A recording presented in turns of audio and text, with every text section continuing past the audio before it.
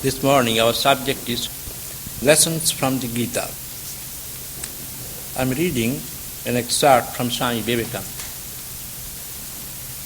A young sannyasi went to a forest. There he meditated, worshipped and practiced yoga for a long time. After much hard work and practice, he was one day sitting under a tree when some dry leaves fell upon his head. He looked up and saw a crow and a crane fighting on the top of the tree, which made him very angry.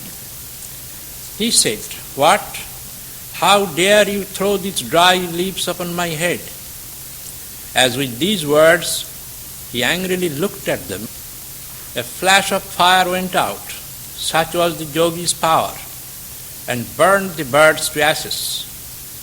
He was very glad, almost overjoyed at this development of power. He could burn the crow and the crane by a look.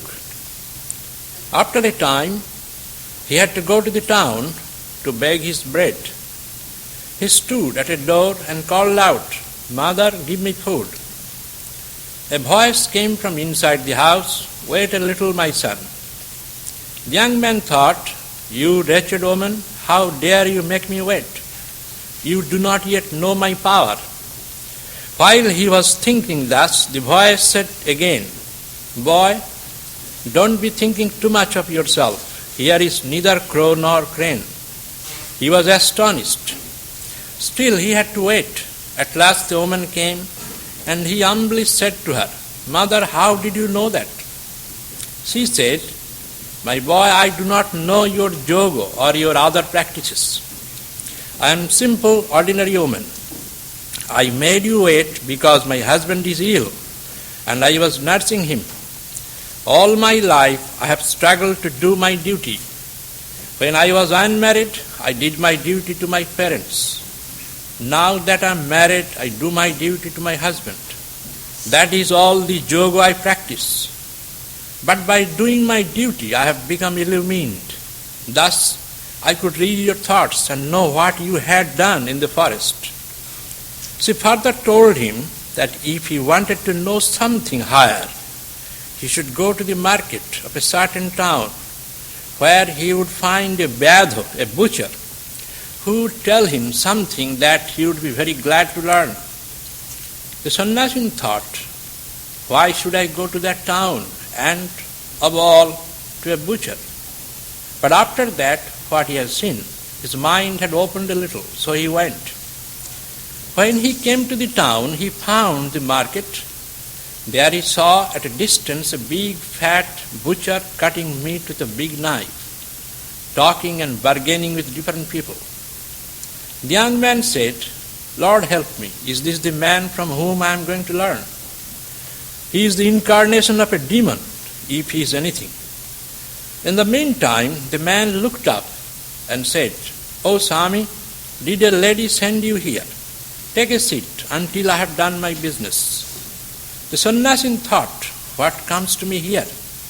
He took a seat, however. The man went on his work. After he had finished, he took his money and said to the sannyasi, "Come, sir, come to my house." On reaching home, the butcher gave him a seat, saying, "Wait here," and went to the house. He then bathed his old father and mother, fed them, did all he could to please them, after which he came to the sannyasi and said, "Now, sir, you have come here to see me. What can I do for you?" The sannyasi asked him a few questions about the soul and about God, and the butcher gave him a lecture which forms a part of Mahabharata called the Gita. It contains one of the highest flights of Vedanta. When the butcher finished his teaching, the sannyasi felt astonished. He said, "Why are you in this body? With such knowledge as yours, why are you in a butcher's body and doing such filthy, ugly work?" "My son," replied the butcher, "no duty is ugly, no duty is impure. My birth, plus these circumstances and the environment. In my boyhood, I learned the trade. I am unattached and try to do my duty as well as a householder. I do all I can to make my father and mother happy. I neither know your yoga nor have become a sannyasin, nor have I gone out of the world into a forest. Nevertheless, all that I know has come to me through the unattached doing of duty which belongs to my position. It is the worker attached to results who grumbles about the nature of the duty which has fallen to his lot. To the unattached worker, all duties are equally good and form efficient instruments with which selfishness and sensuality may be killed and the freedom of the soul secured. We are all apt to think too highly of ourselves. Our duties are determined by our deserts to a much larger extent than we are willing to grant. Competition arouses envy, and it kills the kindliness of the heart. To the grumbler, all duties are distasteful. Nothing will ever satisfy him, and his whole life is doomed to failure. Let us work on doing whatever happens to our duty, and be ever ready to put our shoulders to the wheel. Then surely we shall see the light. These are in the context of what Bhagavad Gita tells us. The last chapter of the Bhagavad Gita sums up the teachings which were elaborated in the previous 17 chapters. Putting aside the theological and philosophical intricacies, the message which could be designated as a closing message for our practical understanding is that Bhagavad Gita gives us a philosophy of living which is practical, livable, and realistic. The Bhagavad Gita has no meaning or usefulness unless it is practiced and lived. It has no patience to speculate, argue, or think. It means practical teachings. So its fourth message is live the realistic way and make yourself free. It first says that way of living has much to do what we want, how we want, and when we want. Living can be of various types. For example, it can be idealistic living. There are a large number of people who live in the idealistic cloudland. For them, the world is divine, pulsating with divine spirit. They ignore, often reject another part which is impractical, which is human.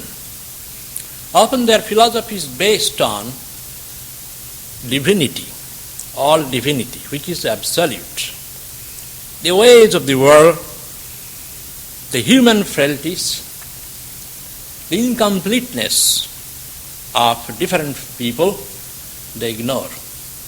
As a result, they get rude shock whenever they come in contact with practical reality and the hard facts of life. Often they become disillusioned.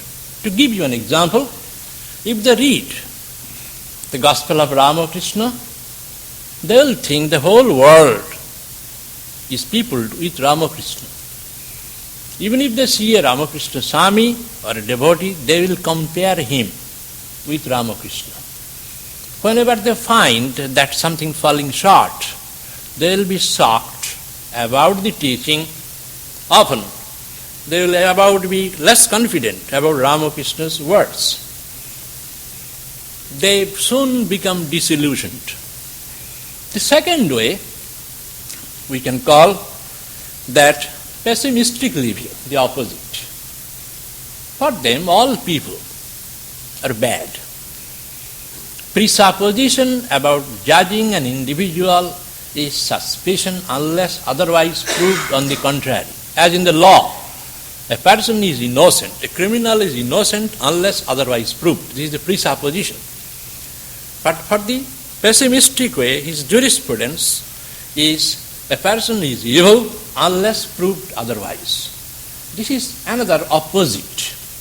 All people are not evil. There are certainly world is not going on being conducted by evil people. It would not survive. This is a view of life and living, which is dark and which is untrue. And it is a lack of vision. Therefore, it is neither practical nor realistic. The third view is the optimistic way. Optimistic means whatever the person thinks, plans, hopes, very much confident it will come to be true. Whatever he does, it is all good. He has great hope and faith in his plans and technologies of life and what he believes. But this also is childish in terms of the teachings of Bhagavad Gita. A child only thinks everything bright, luminous, and going to happen. He has great faith. But life is not tailored to our optimism or pessimism.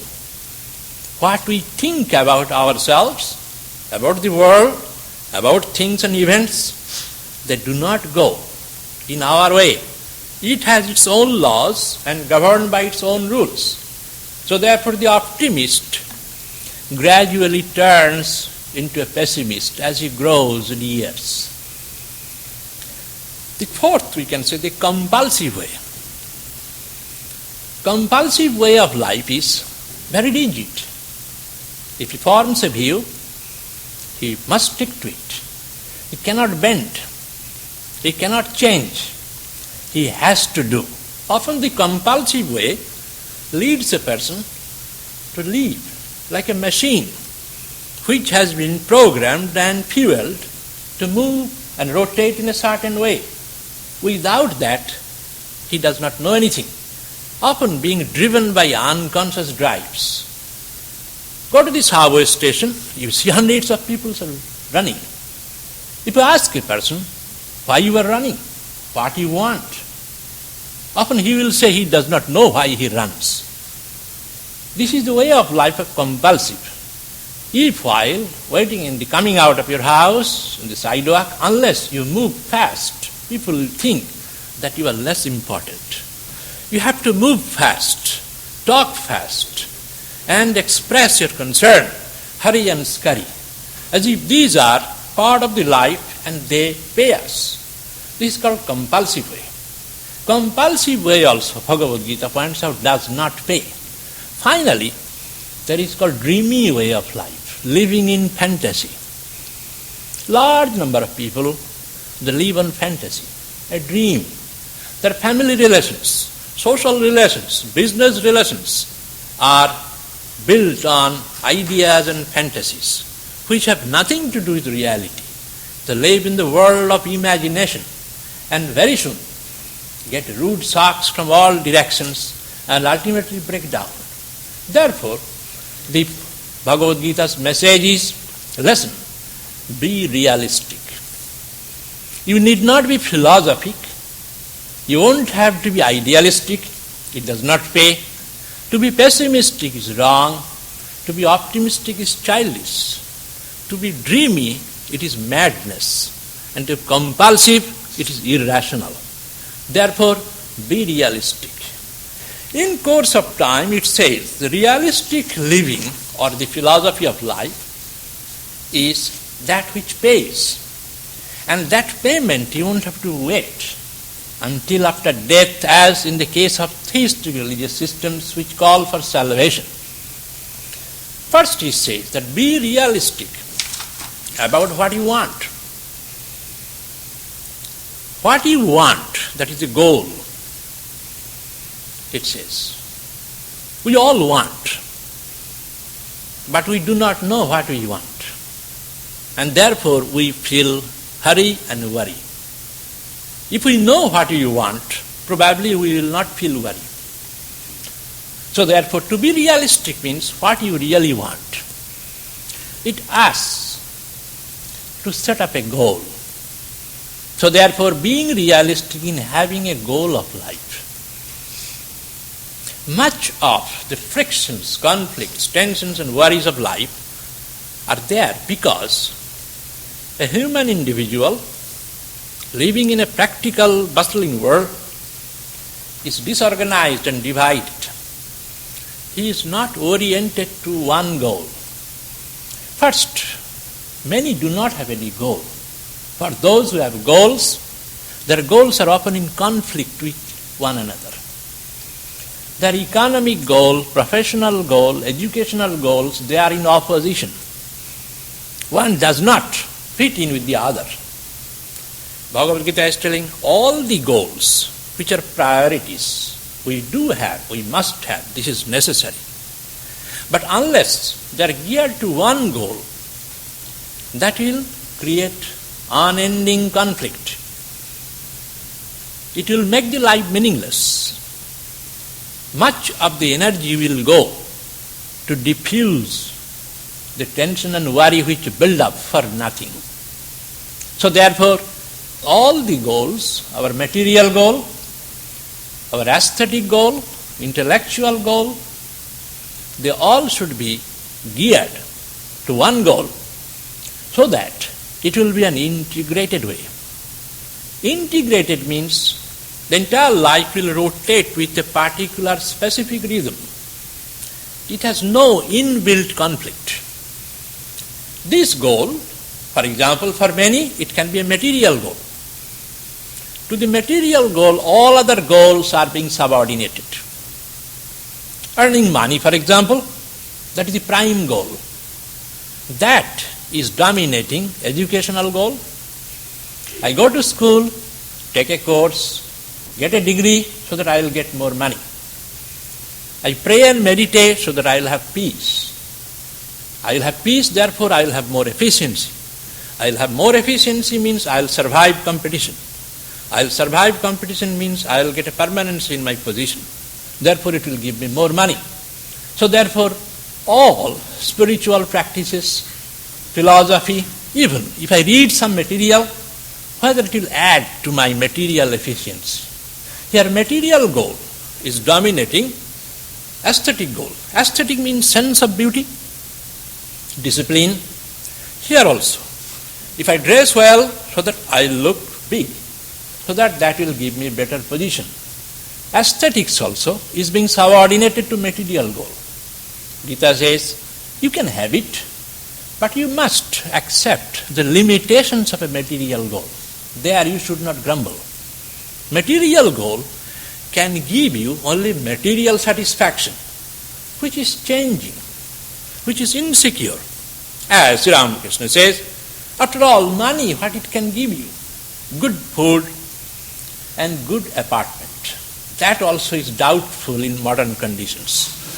Therefore, you cannot say that these two things it can give you, nothing more than that. So therefore it has its limitation. Then the material goal is governed by its material rules. Its buying and selling, its rises and fall in prices, expectations, market prices. So therefore it will be highly volatile. And that volatile nature of the goal and its attainment will make you volatile, unsteady. You will be like a commodity. So therefore you must be ready to accept yourself as a commodity to be sold and handled by the brokers and the market people. Don't grumble. Next best goal is aesthetic or intellectual, the goal of life. There are sections of people, educated, elite, they do not have any particular goal. They think about religious matters as something old-fashioned or repressive.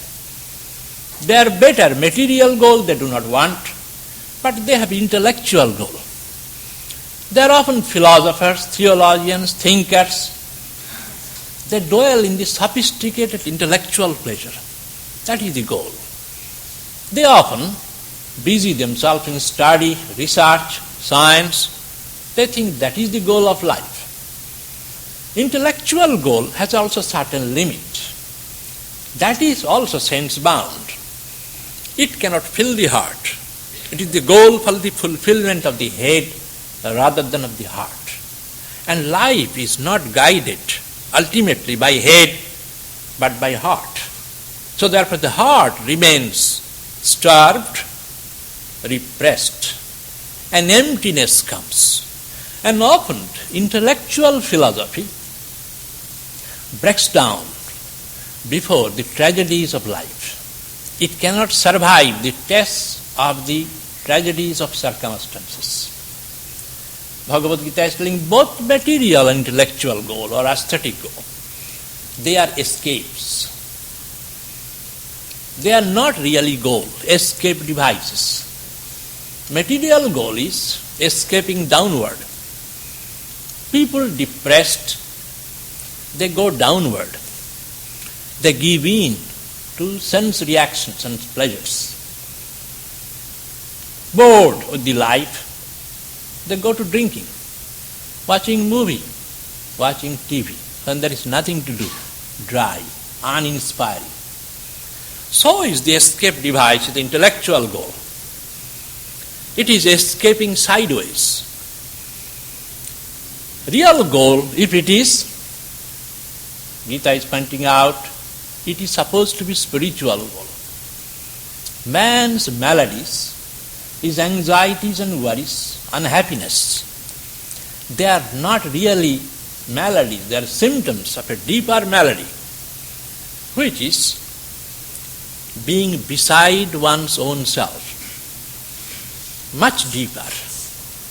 So therefore, this malady, which is inborn, which is built on or sustained by a deep-seated ignorance, that cannot be remedied by material, aesthetic, spiritual, psychological or philosophical solution. They are insufficient to give us a radical, abiding solution. They are halfway houses. One problem you solve, then that very solution becomes a problem within a few days. Then you begin to solve another problem. In this way, ad infinitum, the series goes on. This spiritual philosophy is being said, what is that? Being your own self. Bhagavad Gita says that this goal is most natural. This is the fundamental hypothesis of all religious doctrines, that to love God, to have a spiritual goal is not unnatural. It is the most natural. Man is divine, it is the basic teaching of the major religious doctrines. To be otherwise is a perversion. Man's frailties, his ugliness, and his evil behavior is more unnatural. An evil man, a man gives in to various vices. That man is the first person who is dissatisfied with himself. This dissatisfaction leads to do these things. So therefore this is unnatural. He is never happy with it. That is why such a person feels guilt. The feeling of guilt is the proof that the way or the thoughts or the actions he performs, they are unnatural to him, foreign to him. He is trying to get rid of them. He is never happy with them. So therefore his goal of aspiring to be something spiritual is most natural and realistic. Man is a component. He has a soul. He uses the body-mind complexes for experiences. So therefore in every dimension, he has a priority. But one priority is dominating all other priorities. So therefore he needs a spiritual solution. Politics, material, technologies, they give us material solution. Often material psychological solutions are not really solution. You get fed up with one problem, you exchange with another problem. This is. If you are bored with black and white TV, you get a colored TV. That is not a solution. You are changing one problem with another. then that also becomes a problem. Problem continues to be problem. This goal, having a spiritual goal, is telling that goal should dominate all other goals. That is most healthy, Bhagavad Gita is telling. Bhagavad Gita's language has been very pragmatic. Why you should follow, Bhagavad Gita is telling, because it will give you more peace, happiness. Finally, God. God, Bhagavad Gita, is unlimited abiding happiness. This is what you want. If you want this thing, then you must follow a realistic way that you want that. Your goal and the means, they should not be in variance with each other. It is most realistic thinking. So therefore, think of it, discriminate. Be goal-oriented. Be realistic in choosing a goal which is most certain, which fulfills all desires, and which is attainable. That third aspect is very important in the light of the Bhagavad Gita. We may choose a goal which is maybe high, maybe perfect, but is it within my capacity to realize? Bhagavad Gita saying goal is to be one's own self. Different systems have given a name: communion with God, samadhi, illumination, awakening, living in paradise. What it means? Bhagavad Gita is telling, some are telling, you will attain this as a reward of pious living after death. Some are telling you will attain it in a graduated way. Taking all the religious systems together, three ways of salvation being spoken of. First is hereafter, after death. Second is graduated. Graduated means gradual. The third, which is the view of Vedanta, is here. The proof of a pudding is in its eating, not in promise. If there is anything, it has to be tasted. This heaven, illumination, attainment, it's not something extraneous. It is right here possible. Two words have been used, that this world, for the unillumined, uninspired, is dukkhalayam ashasatam, abode of misery. Ashasatam, ephemeral, changing, like bubbles in water. But for the awakened, this very life is an opportunity, gateway to heaven. Ihaiva tarjitang sarga, jesang samme sthitang manah. Those whose minds are established on same-sightedness, they verily attain this very world, turns out to be the abode of infinite happiness. In the second chapter, it gives the ideal man of the Bhagavad Gita as a model. His behaviors, his attainments, his ways have been described. It being said that the world is neither good nor evil. Once you are born in the world, you have no escape. You cannot escape or hide in heaven, or being depressed, punish yourself by putting yourself into hell. Both heaven and hell are impermanent. You have to come back here. Since you registered your name here, Sri Ramakrishna says, once you register your name in a hospital, they won't release you unless you are fully cured. Often they give leave from the lunatic asylums once in a while to go home, but they have to come back. So therefore, since this is so, you have to leave it. There is no escape in committing suicide, no escape in keeping yourself away in a heavenly pleasure. Again you will have to come back. So therefore you must know this and be free here. This freedom is being given. There is no escape until you see this universe, which is called Vishwarupa, Bhagavad Gita says in the 11th chapter, the universal form of God. The entire universe is a dynamic manifestation of God. It moves in a graduated way, this knowledge. For an individual, first is called dosho drishti. He sees only the faults of others. Differentiation. Next improvement in knowledge is guno drishti. He sees, first his attention goes toward the good side. For the beginner, first the bad side. If in our everyday life, if we talk about a stranger, you see that how that person is walking funny or looks funny. Second step is guno drishti. We see the good side, begin to appreciate something which is there, which is also in me or may not be in me, I cherish it. The third is called atma drishti. Others I see as me, as if me. Fourth is called Ishvara drishti, which is the universal form.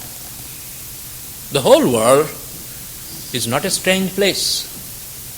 It is you. Finally, it is being called Brahma drishti. All supreme Brahman, all pervading consciousness.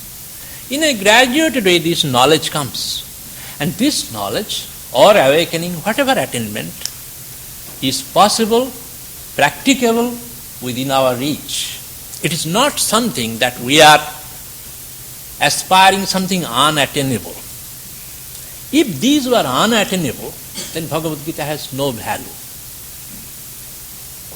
It is telling that these steps of attainment you will be able to verify in your life. Even a bit of this practice never goes unrewarded. So therefore this salvation is only then comes when you are able to accept the world of multiple beings and things as manifestation of God. This God walks with million feet, eats with million mouth, hears through million ears. It is far, it is distant. The individuality is being merged into the totality. Enjoy life in the context of the totality. The macro and the micro existence. Micro has meaning only when it is standing in the background of the macro. A tree is beautiful in the background of a forest. A solitary tree has not any specific beauty. It is isolated. And the macro and the micro, they become separated. Then macro becomes useless. Micro becomes destructive. If one blood cell of the body, it becomes separated or acts in opposition to the other blood cells, doctors will call it is cancerous. They will try to do surgery or kill it by medication. This is from common sense point of view, is very real. Bhagavad Gita is telling, be mukto, free here.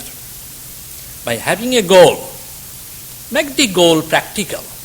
This is the most practical salvation which you can understand.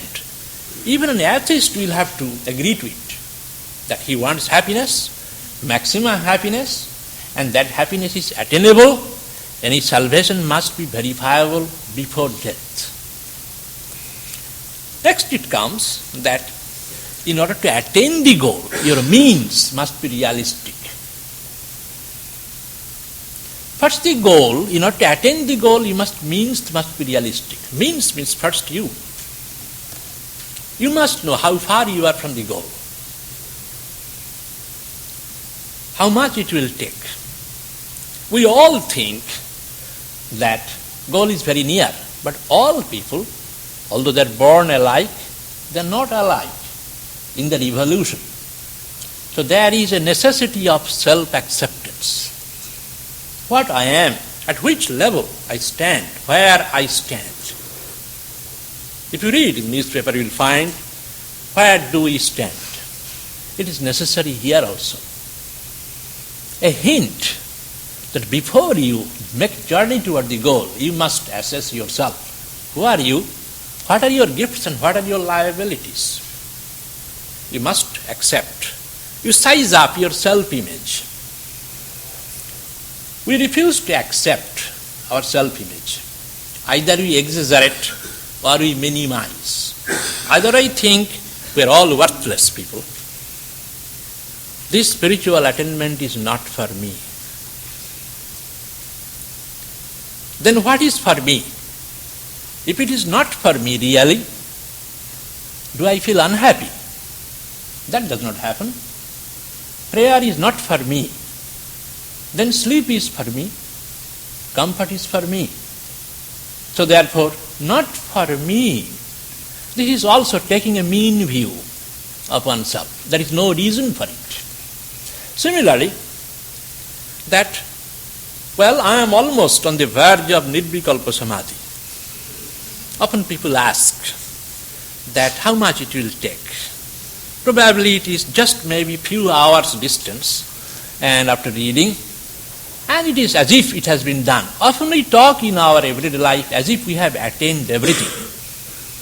And only just after the attainment, we are just moving like Paramahamsas in the world, doing our businesses. That is also the two views. Means before that, we must ascertain. According to the distance, we have to make work. And that work has to be done by ourselves. There is the hint that you are what you are. The two words have been spoken of. Accept your svabhava. Act according to your sadharma. Svabhava means self-image. I am born with a certain heredity, with certain figure, certain circumstances. These I did not choose. Since before I was not consulted, before I was born, whether I will be a man or a woman, whether I will be born in India or America, whether I will have better spiritual potentialities or not, this is what I was never consulted about them. I did not have any choice. Therefore, I do not have also responsibility. I accept it. It is like you go to play a role in a theatre. The manager assesses your potential, gives you a role. That you will play the role of a page boy. To another, you play the role of a king. We need not grumble. A good player can make a big fame in playing the role of a page boy, and a bad player, even if given the role of an emperor, he will be a failure. We forget about that. We think if we can somehow grab the role of a king, then the role would be great, headlines will come out. Headlines will come out certainly, but not very desirable headlines. So therefore Bhagavad Gita is telling your role is to play. Everybody thinks that he can be president of the United States. So there is a joke that an elderly man, educated, used to teach political science, that US Constitution gives the democratic right everybody to become president. When in the school I used to read that anybody can be president. I did not believe. Now really I believe it. That anybody can be president. Or to say another, a political candidate was canvassing for vote before the election, and heavy canvassing. So he was to an old elderly lady in the neighborhood came, shook hands. He said, "Ma'am, I want your vote." He said, "You are my second choice." He said, "Well, ma'am, who is your first choice?" He said, "Anybody." So here, about things, we think, we set up a goal, we accept, rationalize our self-image, either exaggerate or underrate ourselves. There is no reason for that until we know. Sadharma is that in order to attain the goal which you set realistically, what you do? You do realistic steps or take realistic steps. Realistic steps means, Bhagavad Gita, you won't have to do anything. As we read, a hunter or a butcher, low caste man, by simply performing his duties in unattached way, he attained the highest. This is not a legend or a story. A housewife, by doing her duties in unattached way, attained the highest. Even that humbled the arrogant yogi, who attained the same thing or much less in practicing harder austerities. Bhagavad Gita is telling that what is required, not any special performance, not what you do. Whatever you are doing, that itself is a practice, provided you can change your goal or motivation. So among the philosophers there is a saying, God cares more for the adverb than for the verb. That is then not for what you do, but how you do. He is very careful about the adverb. It is being done spiritually or materially. A person can meditate, pray, practice charity, austerity, vow, seeking material goal. And that is as good as material attainments and material practices. There is no difference between a person who is doing business in the street and another person who is sitting in closed door meditation burning incense, if the goal is material. So therefore, in being realistic, accept your position which has been given to you. You are born with, educated, trained, and use that talent for the attainment of the goal. You can use your talent which has been given to you, which you have acquired either by mistake or with consciousness. You can do what you can do. You cannot do what you cannot do. Even in prayer and worship, you can do according to the capacity which has been given to you. God is not asking more than what you can do, but you can do what you can. So Bhagavad Gita's point of view is, it is not the amount of prayer or study, but the sincerity of purpose. God sees through our pious poses and postures. It is how we do. The capacity which has been given to us. Life is being called various ways. A river filled with currents. Or it is a traveling. This is the realistic view of life. It is a play which begins and ends. In between there is a lot of fight. It is a play. It is a theater. All these ideas are Vedantic. So therefore, after taking the two assessments, the third will come, attitude toward life. The third. What will be the attitude of life? Attitude is being said, take the life with a long-term view, not a short-term. Short-term is immediate. There is another long-term, which is ultimate. Take the two views together. Short-term goal has no meaning unless it is in the context of the long-term goal. Take the two views. So be realistic in living with a dispassionate attitude of life. To be dispassionate, often it is criticized as being life negating. Will to die, which the Freudians say. Or it is will to death, death wish. Indeed, death wish from the point of view of ignorant. Will to death has been equated with the idea of renunciation. Frankly speaking, there is no conflict. A man does not want the image what he has. In everyday life, a person changes dress, hairdo, shoes, automobile. Why? He is not happy with what he has. For some days, a person uses certain dress, then it changes.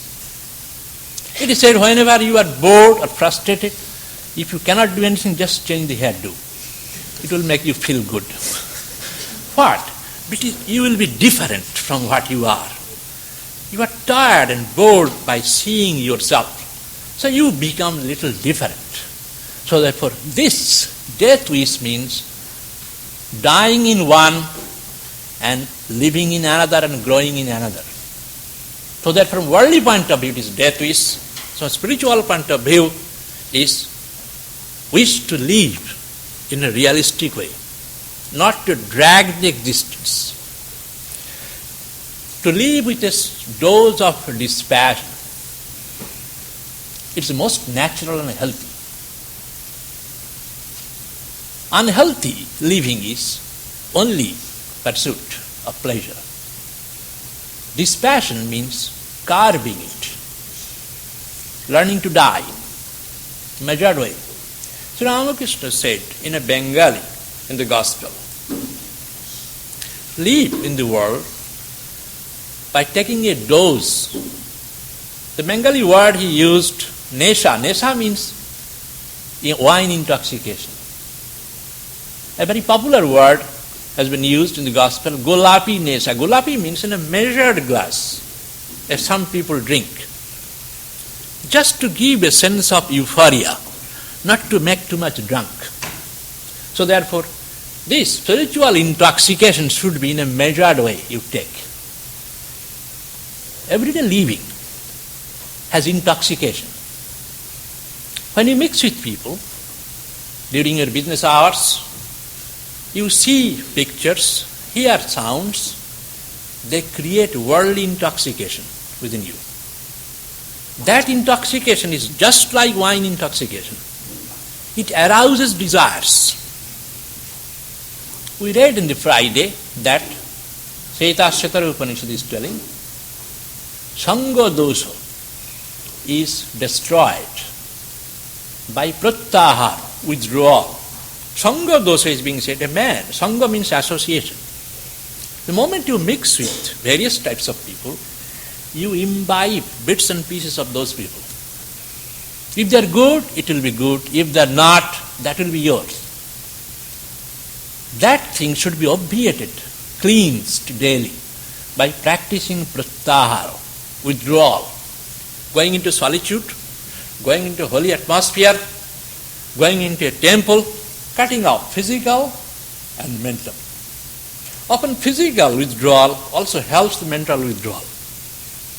So therefore, this dispassion should be practiced. It is very healthy. To be otherwise is unhealthy. Day and night being optimistic, everything will happen according to my plan, or everything is not going to happen according to my plan. Both are unhealthy. To take a dark view or to take an optimistic view. If death is certain, that doesn't mean that we will, instead of living in the apartment, we will find out a room in a funeral parlor and lie down in a coffin from today. One does not warrant that. That will be too much and too far.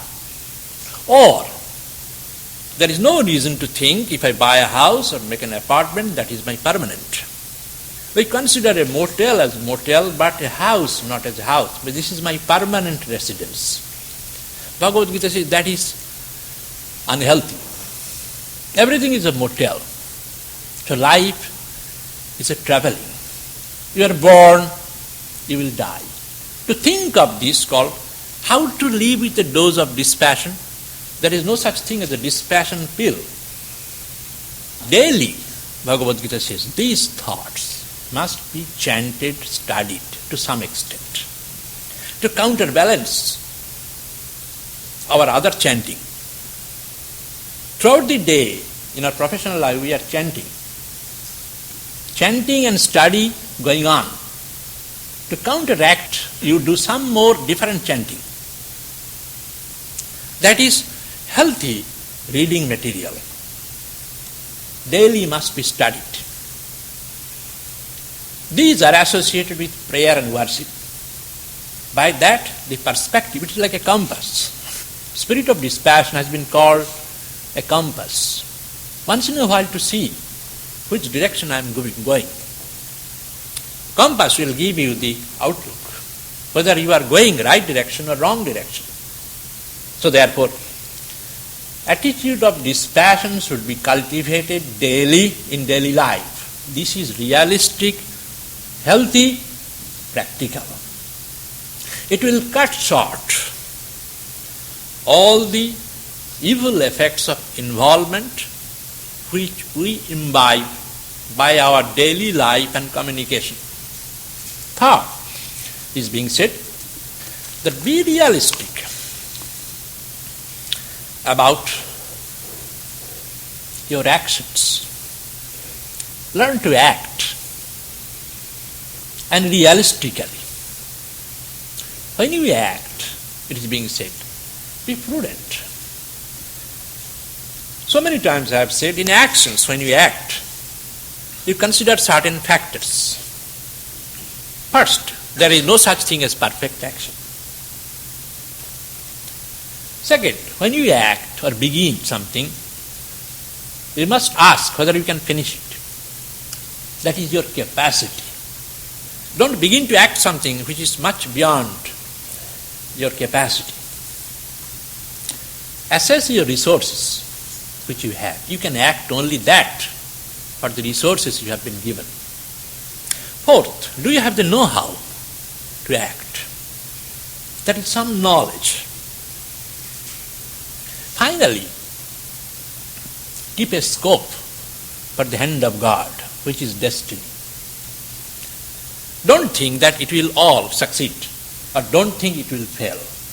You have the choice to act, but you have no choice what will be the result. The result goes to God. As in a play, the result goes to the theatre company. You are given the role to play. How best you can play the role. So consider these 5 factors. We so often forget the 5th one.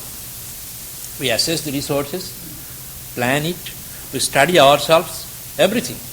Then we forget the 5th one. As a result, we come to grief. In any action, these things must be taken care of. 3 ways of performance being discussed. One is called tamasica performance. A person begins before thinking. First begins, then thinks. Dark. They often imitate. Others are meditating, so I should meditate. The person does not have an individuality. It is called tamasica performance. Dark. Impulsive.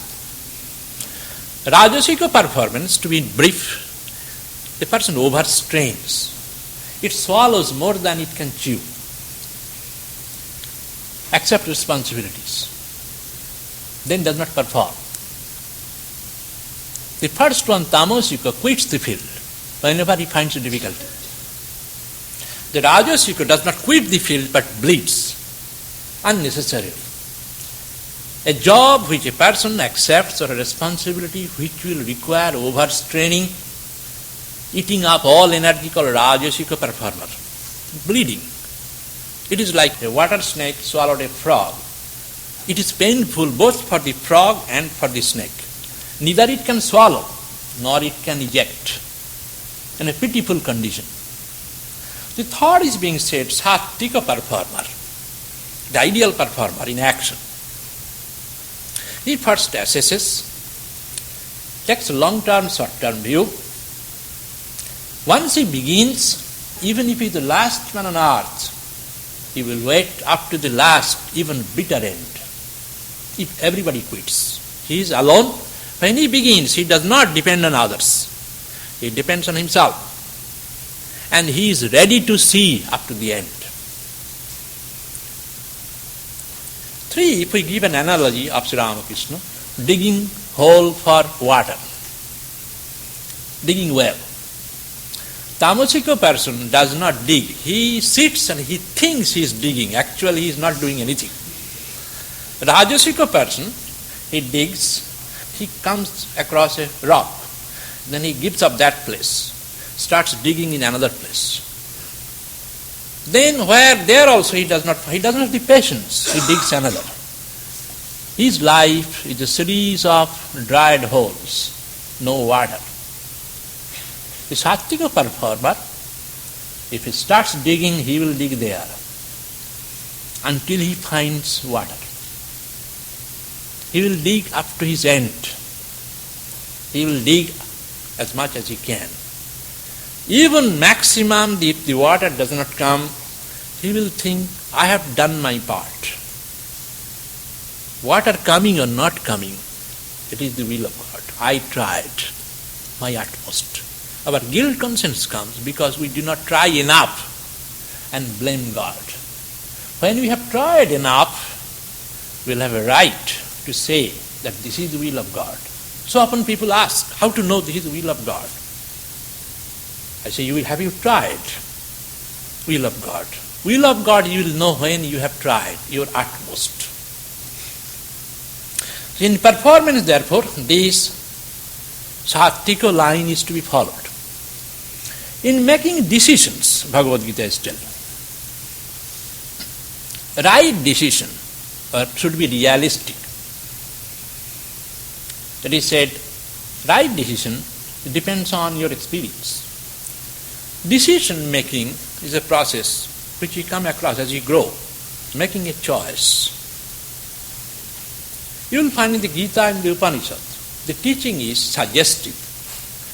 In the Upanishad you will find the man confronts a choice, Shreya and Preya, that which is desirable, that which is preferable. You make a choice. Why the question that you have to make a choice? Because unless you make a choice, you do not enjoy it. So that for you, it has to be of your free choice. Often, people make hasty decisions and they repent. Second is, large number of people, they are prisoners of indecision. They cannot make up their mind. Mature decision, right decision should be based on, these are the factors: honesty, justice. Justice here to you, to your own, to your family, to your fellow neighbors or fellow human beings. Justice. Third is, it should be comprehensive.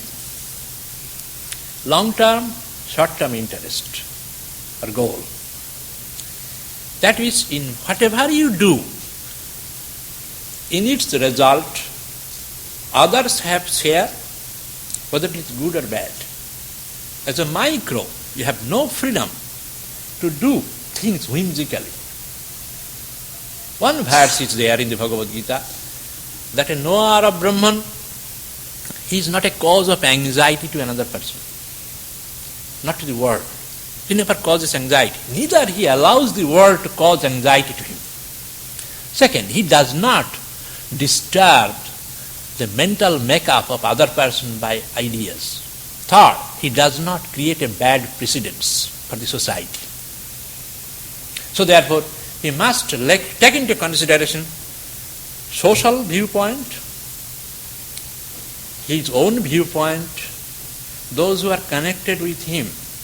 That is, as a composite creature, it should be comprehensive. Next, it should be middle way, tempered by discrimination. Finally, it should be spiritual consideration, the long-term view. Generally, decisions are made mostly either on pleasure principle, the first one, which is the large majority do, principle of pleasure. Second is the principle of authority. I decide because I have authority to do. No, you may have power, But you should not misuse the power. To misuse the power, it proves that you are weak. Even in politics also, a government does not call police. It is discredit if he has to call police to subdue things everyday life. That means he does not have popularity. He has to use force. He can use force. That doesn't mean that he will use. So therefore, authority. Third, unlimited freedom. It is like a person wanted to take dip on a holy day in India to the Ganges. He was looking for a nice ghat. And he has to take a dip between sunrise and sunset. But he could not make up his mind. He could not get a perfect ghat where he can take his dip. So even in everyday life, many people you will find they go to buy clothes. They cannot make up their mind.